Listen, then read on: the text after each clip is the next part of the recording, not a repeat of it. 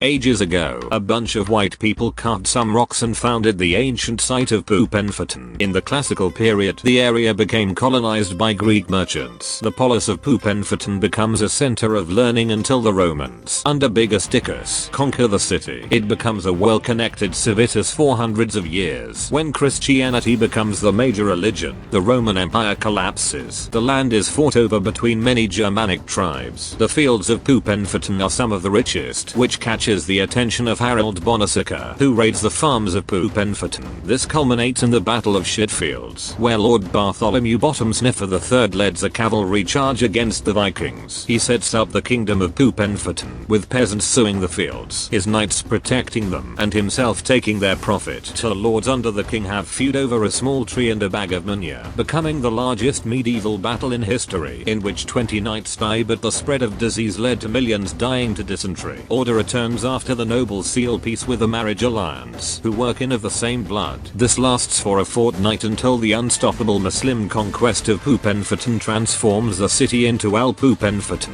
ruling for centuries, until Pope Joe XXIX launches a crusade, retaking the kingdom. It prospers into a large capital city, its population growing until the Black Death. Millions die. Naturally, instead of germs the people blame Jews. Ancient knowledge from Pupenfeton's past is unearthed. The printing press spreads across the kingdom. Some dude wrote a white man Yauta Besse complaining about the Pope that led to millions dying and widespread famine. Pupenfeton develops its borders into a modern nation. Pupenfeton grows rich from oppressing brown people in faraway continents. Its thinkers argue the ethics over wiping once or twice. The capital is soon caught in revolutionary fervor, and they devour the Pupenfeton king. It is briefly conquered by Napoleon but is made independent following his downfall. The nation of Pupenfeton is now one of the most productive nations in Europe due to the Industrial Revolution, despite most of its citizens dying from abject poverty. Nationalism takes hold, and the nation is made the Empire of Pupenfeton following the conquest of Ligma and Suchandes. Pupenfeton would get a little crazy and then get partitioned following the end of World War I and II. The nation's ancient bathroom is split between communist and democratic forces. Both nations are armed with nuclear weapons. They have a tense standoff until the end of the Cold War, where both nations are allowed into the European Union, wasting everyone's time by arguing over toilet ownership rights for years to come.